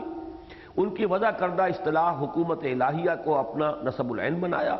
جس کی مزید تشریح خیری برادران کر چکے تھے، ان کی حزب اللہ کے نقشے پر اپنی جماعت اسلامی قائم کر دی اور اپنی تحریک اسلامی کو انہی خطوط پر شروع کر دیا جو مولانا آزاد نے متعین کیے تھے، لیکن جن پر وہ خود اپنی بعض کمزوریوں یا کچھ موانع کے باعث آگے نہ چل سکے تھے۔ یہی وجہ ہے کہ مولانا مودودی اگرچہ ایک بہت بڑے مصنف اور مؤلف ہیں اور بسیار نویسی میں ان کے مد مقابل صرف 2 غلام احمد ہی ہیں۔ غلام احمد قادیانی بھی کہتا ہے کہ میری تو الماریاں بھری ہوئی ہیں تصنیفات سے، اور غلام احمد پرویز کی تصانیف بھی تعداد میں بہت کثیر ہیں۔ تاہم دین و مذہب کے میدان میں ان کا اصل مقام ابوالکلام مرحوم ہی کی طرح داعی کا ہے، نہ کہ مفکر کا۔ بئی ہما چونکہ ان کا وسیع و عریض لٹریچر بر صغیر کے طول و عرض میں بھی پھیلا ہے اور مشرق وسطیٰ میں بھی، لہذا ملت اسلامیہ کی جدید مذہبی فکر کے اس جائزے میں ان کا تذکرہ بھی ناگزیر ہے۔ یعنی اب یہاں پر ان کی سیاست سے بحث نہیں ہے، وہ تو صبح جو ہم نے اس سے پڑھے تھے اس میں آ چکا ہے۔ اب جو ہے ان کے فکر کے بارے میں میرا یہ تجزیہ ہے۔ مودودی صاحب خود بھی اس امر کے مدعی ہیں، اور ان کے بارے میں عام طور پر یہ خیال بھی پایا جاتا ہے کہ وہ بیچ کی راس کے آدمی ہیں۔ یہ خود مولانا کے اپنے الفاظ ہیں، میں بیچ کی راس کا آدمی ہوں۔ یعنی انہوں نے علی گڑھ کی پیدا کردہ متجددانہ ذہنیت اور دیوبند کے قدامت پرستانہ مزاج کے مابین ایک درمیانی راہ پیدا کی ہے، اور گویا کہ قدیم و جدید کو بہم کر دیا ہے۔ ان کا یہ دعویٰ اس اعتبار سے وزنی بھی ہے کہ ان کی دینی دعوت اور ان کا مذہبی فکر دونوں زیادہ تر جدید تعلیم یافتہ طبقے میں پھیلے ہیں، اور نہ صرف ملت اسلامیہ ہند و پاک بلکہ مشرقی وسطیٰ کے بعض ممالک کی نوجوان نسل کا بھی ایک خاصا قابل ذکر حصہ ان کے زیر اثر آیا ہے۔ پھر یہ بھی ان کے خود بیچ کی راس کے آدمی ہونے ہی کا ثمرہ تھا کہ ابتداءً بر صغیر کے تمام درمیانی مکاتب فکر کے علمبردار ان کے جانب کھنچ آئے۔ یہ ایک دلچسپ امر ہے کہ سکہ بند مذہبی حلقوں میں سے مولانا مودودی کی طرف صرف اس طبقہ اہل حدیث کے لوگ آئے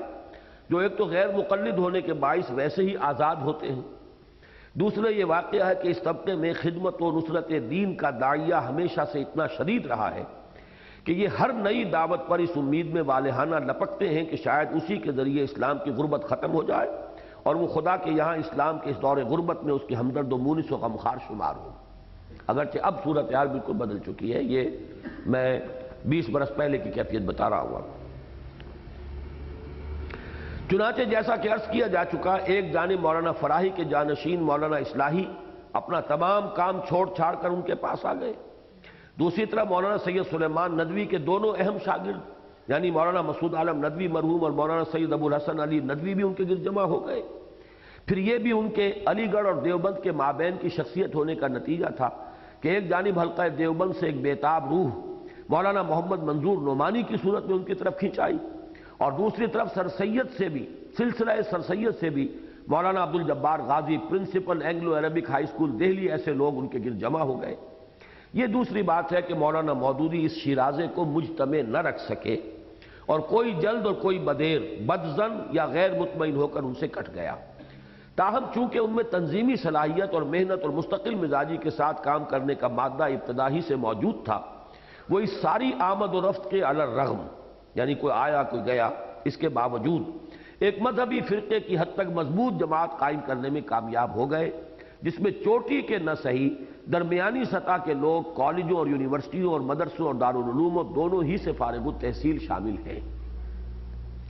مولانا مودودی کی تحریک اسلامی کہاں اور کس موقف سے شروع ہوئی اور پھر وہ کن کن مراحل سے گزر کر بالآخر کہاں پہنچی، اور اب یہ عشق بلاخیز کا یہ قافلہ سخت جان کس وادی اور کس منزل میں ہے، یہ ایک علیحدہ مستقل موضوع ہے جس پر ہم نے اپنی کتاب تحریک جماعت اسلامی ایک تحقیقی مطالعہ میں مفصل بحث کی ہے۔ یہاں اصل گفتگو ان کی تحریک سے نہیں بلکہ ان کے فکر سے ہے، اگرچہ یہاں اس اعتراف کا اعادہ کیے بغیر گزرا نہیں جا رہا کہ راقب الحروف نے خود بھی شعور کی آنکھ اسی تحریک کی گود میں کھولی اور اسلام کی نشأت ثانیہ کے لیے کچھ کرنے کا جذبہ اسی کے طفیل پایا۔ فکر کے میدان میں اب آ رہی ہے اصل بات، Maulana Maududi as a thinker کیا پوزیشن ان کی ہے میرے نزدیک۔ فکر کے میدان میں مولانا مودودی نے ابتدا ہی سے یہ حکمت عملی برتی کہ فلسفہ اور علم کلام کے مشکل موضوعات سے کامل اجتناب کیا، اس میدان میں قدم ہی نہیں رکھا۔ مولانا شبلی کا حشر دیکھ ہی چکے تھے، ذرا سی بات اگر عقائد کے اندر جو بھی ڈگر معین ہو چکی ہے وہ اگر اس سے ذرا کوئی تعبیر کا بھی فرق ہوگا تو کفر کے فتوے آ جائیں گے۔ حتیٰ کہ عقائد کے باب میں بھی ہمیشہ نہایت اجمال و اختصار کے ساتھ بات کی، اور جتنی کی اس میں بھی زیادہ تر ان اعتقادات کو بیان یعنی نریٹ کرنے پر اکتفا کیا جو امت کے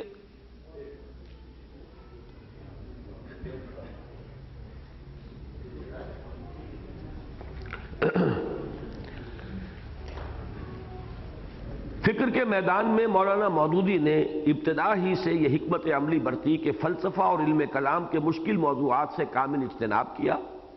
حتیٰ کہ عقائد کے باب میں بھی ہمیشہ نہایت اجمال و اختصار کے ساتھ بات کی، اور جتنی کی اس میں بھی زیادہ تر ان اعتقادات کو بیان یعنی نیریٹ کرنے پر اکتفا کیا جو امت کے سواد اعظم کے یہاں معروف و مقبول ہیں۔ چنانچہ انہوں نے نہ تو الہیات و مابعد الطبیعات سے بحث کی،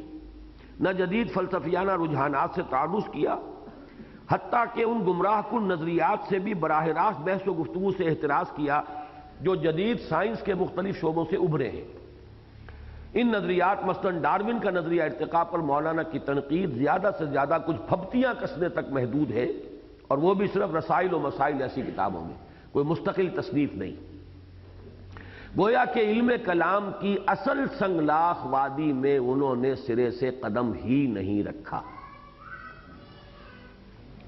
اس کے برعکس انہوں نے عمرانیات اسلام کو یعنی Islamic social sciences, economics, political science and sociology, یہ ہے سوشل سائنسز، ایک ہے فلسفہ، منطق، یا یہ کہ مابعد الطبیعات، میٹا فزکس، اس میدان میں تو قدم رکھا ہی نہیں۔ البتہ یہ کہ سوشل سائنسز کے میدان میں اس کو اپنا موضوع بنایا۔ اس کے برعکس انہوں نے عمرانیات اسلام کو اپنا اصل موضوع بنایا، اور عمرانیات کے مختلف شعبوں یعنی تمدن و اخلاق، معاشرت و معیشت اور ریاست و سیاست کے باب میں جدید نظریات جن اصطلاحات میں اور جس اسلوب و انداز سے مرتب و مدون ہوئے ہیں، انہیں کو استعمال کر کے انہوں نے اسلامی نظام زندگی کا ایک مربوط اور منضبط تصور پیش کرنے کی کوشش کی، جس میں بلا شبہ بہت حد تک کامیاب بھی ہوئے۔ اس اعتبار سے انہیں زیادہ سے زیادہ ایک عمرانی مفکر، سوشل تھنکر قرار دیا جا سکتا ہے، نہ فلسفی نہ متکلم، سوشل تھنکر۔ گویا کہ ان کی اولین، نمایاں ترین اور بنیادی اور اساسی حیثیت تو داعی کی ہے، اور اس پہلو سے وہ مولانا ابوالکلام آزاد مرحوم کی شخصیت کا معنوی تسلسل ہے۔ ثانوی حیثیت میں انہیں اسلام کا ایک جدید عمرانی مفکر بھی قرار دیا جا سکتا ہے۔ متذکرہ بالا حکمت عملی سے مولانا مودودی کو فائدے بھی بہت پہنچے، مثلاً ایک یہی کہ اعتقادی و کلامی بحثوں سے احتراز کی بنا پر ایک طویل عرصے تک وہ مذہبی طبقات کی مخالفت سے بچے رہے، اور اس میدان میں قدم رکھتے ہی تکفیر و تفسیق کے جن فتووں کا سامنا ناگزیر ہوتا ہے ان سے محفوظ رہے۔ دوسرے یہ کہ ان کا یہ اوسط درجے کا فکر قوم کے درمیانی اور متوسط طبقے میں تیزی کے ساتھ پھیلا، اور اسکولوں، کالجوں اور یونیورسٹیوں سے تعلیم یافتہ بہت سے نوجوان اسلامی نظام حیات کے اس تصور کو قبول کر کے اس کے قیام کی عملی جد و جہد کے لیے آمادہ ہو گئے۔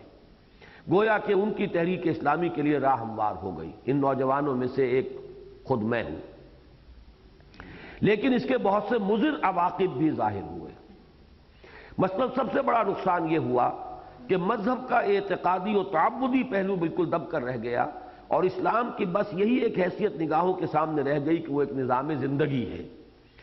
پھر چونکہ عمرانیات کے مختلف شعبوں میں سے بھی مودودی صاحب کا اصل میدان سیاسیات یعنی پولیٹیکل سائنس کا ہے، اور اسلام کے نظام زندگی میں بھی ان کی اصل نگاہ اس کے نظریہ ریاست و سیاست پر ہے، لہذا پورے دین و مذہب کی انہوں نے ایک خالص سیاسی تعبیر کر ڈالی، اور دین کا اصل جوہر یعنی عبد و معبود کا باہمی ربط و تعلق بالکل نظر انداز ہو گیا۔ اس موضوع پر اختصار کے ساتھ راقب اپنی تحریر اسلام کی نشرت ثانیہ میں بحث کی ہے، یہ ہم پڑھ چکے ہیں۔ یہی وجہ ہے کہ جماعت اسلامی سے علیحدہ ہونے والوں میں سے اکثر و بیشتر کے معاملے میں یہ صورتحال نظر آتی ہے کہ وہ مذہب کے بنیادی لوازم سے بھی آزاد ہو جاتے ہیں، یعنی ان کی مذہبیت اس تحریکیت ہی کی بنیاد پر ہے، ان کی مذہبیت کی اپنی کوئی انڈیپینڈنٹ جڑ نہیں ہے۔ تحریک سے کٹے، مذہب سے گئے، داڑیاں صاف۔ پہلے وہ جماعت میں تھے تو وہ بہت سی پابندیاں جو ہیں وہ تھی، باقی سب پابندیاں اب ختم۔ یہ بہت سے حوادث ایسے ہیں، اس لیے کہ وہ مذہب جو ہے وہ اپنی جڑوں پر کھڑا نہیں تھا، وہ صرف ایک تحریکی جذبے کے بل پر وہ مذہب چل رہا تھا۔ وہ مذہب کے بنیادی لوازم سے بھی آزاد ہو جاتے ہیں، حتیٰ کہ نماز روزے تک کے پابند نہیں رہتے۔ گویا کہ ان کا دین و مذہب کے ساتھ کل لگاؤ تحریک اسلامی ہی کی بنیاد پر قائم تھا، جو اس سے انقطاع کے ساتھ ہی منہدم ہو گیا۔ یہ میں اپنی مثال بھی عرض کر دوں کہ جس زمانے میں اختلافات شدید تھے، وہ لفظ غزل جو ہے اب میثاق میں آپ کے سامنے آ جائے گا، اس زمانے میں ایک مرتبہ ایسا ہوا کہ مولانا عبدالرحیم اشرف صاحب نے ایک نجی سی محفل میں مولانا مودودی صاحب پر کچھ استہزاء کے انداز میں فقرے چست کیے، تو میں اس سے ڈر پڑا باقاعدہ، اور بہت میں نے شدید احتجاج کیا، اور میں نے ان سے یہ کہا کہ آپ اس معاملے کو بہت لائٹلی لے رہے ہیں۔ اس لیے یہ بات تھی جو میں نے کہی، جس کے لیے اب آپ کو یہ سنا رہا ہوں۔ میں نے کہا آپ کے لیے یہ معاملہ اتنا سیریس نہیں ہے جتنا ہمارے لیے، اس لیے کہ آپ جماعت میں آنے سے پہلے بھی مولوی تھے، جماعت میں آ کے آپ نے اوپر اوور کوٹ پہن لیا تھا، اوور کوٹ اتاریں گے اندر سے مولوی پھر برآمد ہو جائے گا، لیکن ہمارا تو سارا دین و مذہب کا مسئلہ اسی جماعت کے ساتھ وابستہ ہے۔ ہمیں اندیشہ یہ ہے کہ ہم جماعت سے علیحدہ ہو جائیں تو ہمارا تو نماز روزہ نہیں رہے گا۔ یہ الفاظ ہیں میرے جو میں نے کہے تھے اس لیے کہ ہماری مذہبیت ساری اس تحریک کے بل پر ہے، مذہب کی طرف آئے ہی اس راستے سے، تو یہ جو اس قدر سیریس ہمارے لیے معاملہ ہے وہ شاید آپ اس لیے لائٹلی لے رہے ہیں۔ خیر انہوں نے جواب دیا کہ اصل میں ہم چونکہ ایک عرصے سے یہ چیزیں دیکھ رہے ہیں تو وہ صدمے کی کیفیت سے ہم گزر چکے، آپ کے لیے اب یہ چیزیں نئی ہیں تو آپ صدمے کی کیفیت محسوس کر رہے ہیں، لیکن بہرحال میرا جملہ یہ تھا کہ یہ فرق ہے میرے اور آپ کے مابین۔ آپ پہلے بھی مولوی تھے، مذہبی آدمی تھے، آپ ذرا مرصع مسجع قسم کے مولوی ہو گئے، جماعت اسلامی نے میں آئے تو پھر اچکن بھی پہننی شروع کر دی، پہلے وہ اچکن نہیں ہوتی تھی، لیکن اب یہ ہے کہ وہ اچکن اتر جائے گی، تب بھی بہرحال اندر سے وہی عالم جو ہے اور ایک مولوی برآمد ہو جائے گا۔ لیکن اکثر و بیشتر نوجوان جو آئے تھے یونیورسٹیوں سے، کالجوں سے، ان کا معاملہ یہ نہیں تھا، ان کا وہ نماز روزے کے ساتھ ربط و تعلق در حقیقت اس انقلابی فکر کے ساتھ مربوط تھا۔ اب جب انقلابی جد و جہد سے آدمی دستکش ہوتا ہے تو انقلابی فکر جو ہے ویدرز اوے، سوکھ گئی، جڑی نہیں رہی، اس کے ساتھ نماز روزہ بھی صاف، اور یہی ہے جو ہوا۔ اب اس وقت میرے ہی ساتھ بالکل علیحدہ ہونے والے ارشاد احمد حقانی صاحب ہیں، ان کے چہرے پر داڑھی مزین تھی بہت، لیکن یہ کہ اب جو ہے ان کا معاملہ بالکل مختلف ہو چکا ہے، اور بھی بہت مثالیں ہیں۔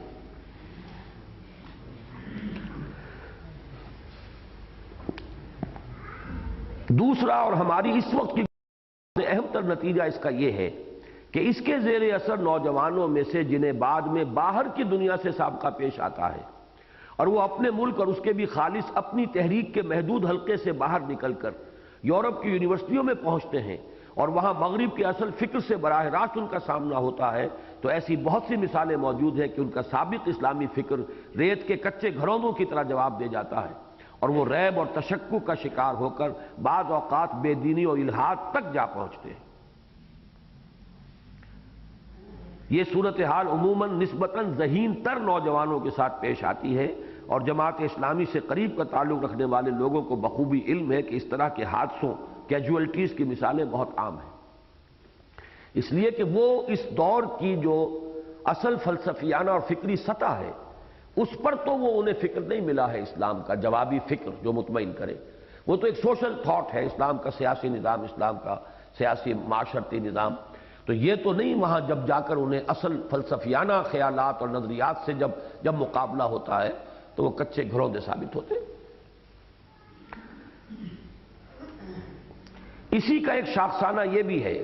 کہ چونکہ یہ مذہبی فکر کسی پختہ اور محکم فلسفیانہ اساس پر قائم نہیں، لہذا اس میں نمو اور ترقی کی صلاحیتیں بھی مفقود ہیں۔ چنانچہ جماعت اسلامی کے حلقے کے جرائد کو دیکھ لیجئے یا نئی مطبوعات کو، یہ بھی اس دور کی بات ہے جب یہ جرائد بہت چھپتے تھے اور بہت ان کی شان و شوکت تھی، اب تو وہ بھی ختم ہوئے، ترجمان نہ ہونے کے برابر ہے، اور کون سا پرچہ ہے، اب تو کوئی خاص پرچہ ہے ہی نہیں، اب تو ڈائجسٹوں کا دور ہے بس۔ جی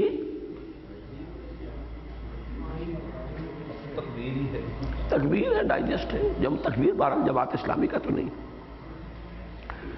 حتیٰ کہ ان کے قائم کردہ ریسرچ کے اداروں تک سے جو چیزیں شائع ہو رہی ہیں ان میں بس صرف دو ہی چیزیں نظر آئیں گی، یا تو فرمودات ماؤ زیتونگ کی طرح فرمودات مودودی کی تشریح و توضیح، اور یا پھر خالص جماعتی اور تحریکی پروپیگنڈا۔ اس میں اگر کوئی اضافہ پچھلے چند سالوں سے ہوا ہے تو صرف یہ کہ الاخوان المسلمون کے اہل قلم کی نگارشات اور ان کی تحریک اور شرق اوسط کے عام حالات پر معلوماتی مضامین بھی مل جاتے ہیں اور بس۔ الغرض قدیم و جدید کا جو امتزاج سید ابو الاعلیٰ مودودی اور ان کی جماعت کے ذریعے ہوا، واقعہ یہ ہے کہ وہ بہت سطحی ہے اور اس نئے پیوند کی اپنی مستقل جڑ کوئی نہیں، لہذا نہ صرف یہ کہ اس کے نشو و نما اور بڑھنے اور پھلنے پھولنے کا کوئی امکان نہیں، بلکہ اس کا بقاء وجود بھی بہت مشتبہ ہے۔ دو چیزوں کا میں اضافہ کر دوں کہ مولانا کا جہاں تک پولیٹیکل تھاٹ ہے، میں اب بھی آج کی تاریخ تک بھی، یعنی اس تحریر کے 22 برس بعد یا 21 برس بعد بھی میں یہ کہہ رہا ہوں کہ میں انہیں اس دور کا سب سے بڑا مسلم پولیٹیکل سائنٹسٹ سمجھتا ہوں۔ البتہ معاشی میدان میں ان کی بات پیچھے رہ گئی۔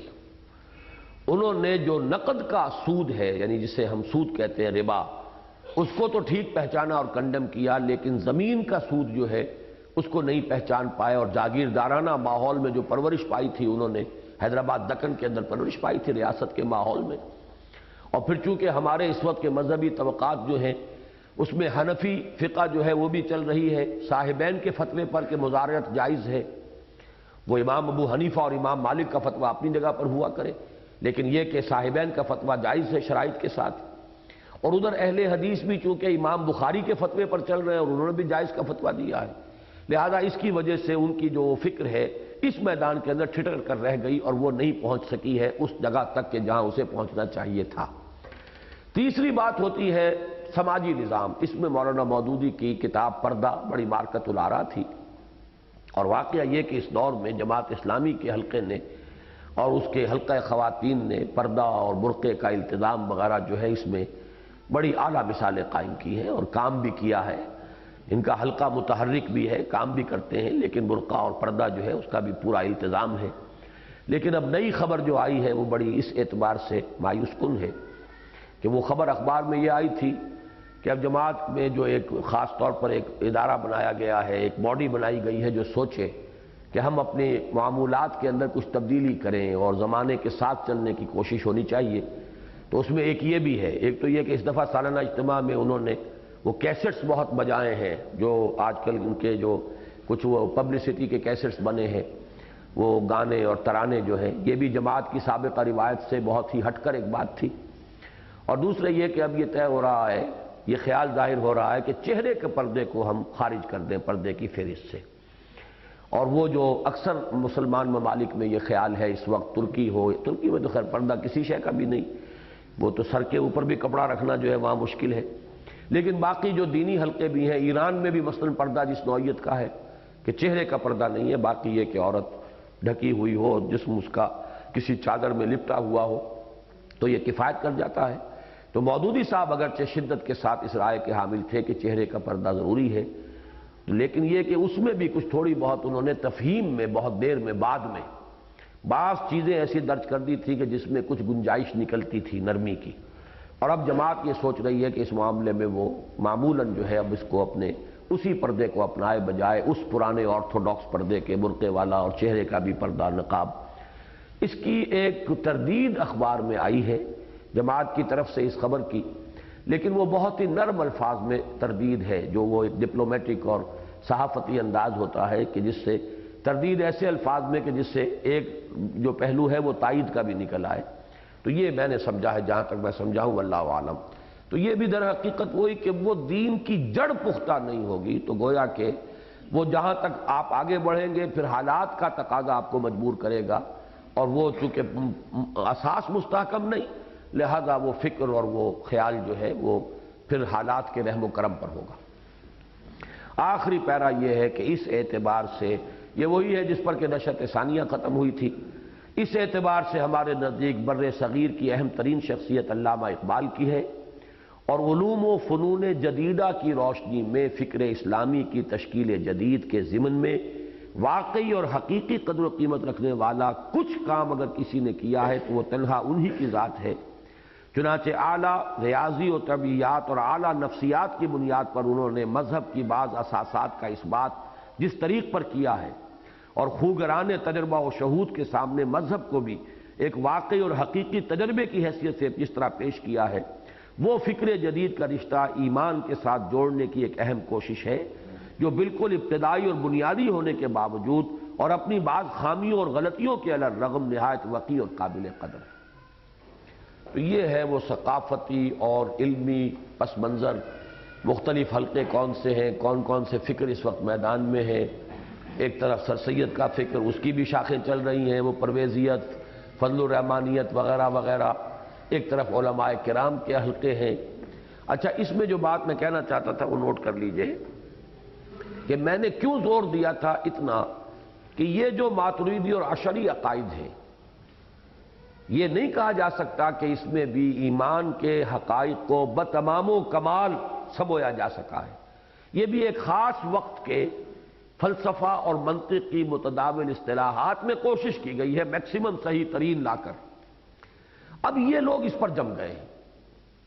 حالانکہ یہ بھی اوریجنل قرآن و حدیث کی چیزیں نہیں ہیں، یہ بھی تو ایک خاص دور کے فلسفہ اور منطق کے پیمانوں میں وہ اس کو پیش کیا گیا تھا۔ اب اگر ضرورت ہے تو در حقیقت اس کے سلسلے میں بھی ایک اجتہادی جد و جہد کی ضرورت ہے کہ اب وہ فلسفہ، جیسا کہ مولانا شبلی نے تو کہہ دیا کہ کوئی بات نہیں، لیکن حقیقت میں بہت بڑی بات ہے۔ یہ سائنٹیفک ریشنلزم ہے کہ جو ابھر کر آیا ہے اب، اور اس کے ذریعے سے فکر انسانی جو ہے وہ ایک رخ کے اوپر پڑ رہا ہے اور دوڑ رہا ہے، بھاگ رہا ہے۔ اس کے لیے ظاہر بات ہے کہ اب وہ اصطلاحات جو ہیں وہ تو آبسولیٹ ہو چکی، ان کا تو زمانہ گزر گیا۔ اب تو جدید اصطلاحات کے اندر ہمیں ایمانی حقائق کو اثر نو پیش کرنا ہوگا۔ سبحانک اللہم و بحمدک نشہد ان لا الہ الا انت نستغفرک و نتوب الیک۔ اللہ کا شکر ہے کہ 1.5 گھنٹے کے اندر اندر ہم فارغ ہو گئے۔ اب یہ سمجھ لیجئے کہ ہمارا یہ فکر وکر کا مسئلہ جو ہے، آپ لوگ بھی کافی متفکر ہو گئے ہوں گے اور پریشان ہو گئے ہوں گے۔ مفکر اگر نہ بنے تو متفکر تو بن ہی جائیں گے نا۔ اب کل سے ہماری گفتگو خالص دینی اور ٹھیٹھ اصولی جو دینی باتیں ہیں ان پر ہے 2 دن، تنظیم کے مقاصد، ہدف، اور پھر یہ کہ ہمارا تنظیمی ڈھانچہ، اس پر گفتگو۔ اس کے لیے یہ ہے کہ یوں سمجھیے کہ وہ جو ہم نے 6 صفحے پڑھے تھے بدء اسلام میں، اسلام کی 2 عظیم ترین حقیقتیں، اب وہاں سے جوڑ ملا کر ہماری جو بقیہ 2 دن کی گفتگو ہے وہ در حقیقت اسی کے حوالے سے اب آگے چلے گی۔ یہ فکر اور فلسفے اور خیالات اور نظریات اور یہ علم کلام اور اس کے 2 دور اور عقل اور نقل اور اس کی کشمکش اور علی گڑھ اور دیوبند اور اس کے تصادم اور یہ سیاست اور سیاسی جو بھی مختلف مراحل اور مسائل اور سوشل تھاٹ، یہ ساری چیزیں ضروری ہیں، اہم ہیں۔ یہ نہ سمجھیے کہ یہ irrelevant ہے۔ ان میں سے ہر شے اگر واقعتاً آپ کو ماحول کو بدلنا، انقلاب کے معنی بدلنا، ماحول کو بدلنا ہے تو ماحول کو پہچانیے تو صحیح پہلے، اس کا پس منظر کیا ہے، کون کون سے فیکٹرز ایٹ پلے ہیں، ماضی کیا ہے، کون کون سے کس کس جگہ پر کس کس چیز کے ڈانڈے ملے ہوئے ہیں۔ جب تک اس کا فہم حاصل نہیں ہوگا آپ انقلاب نہیں برپا کر سکتے۔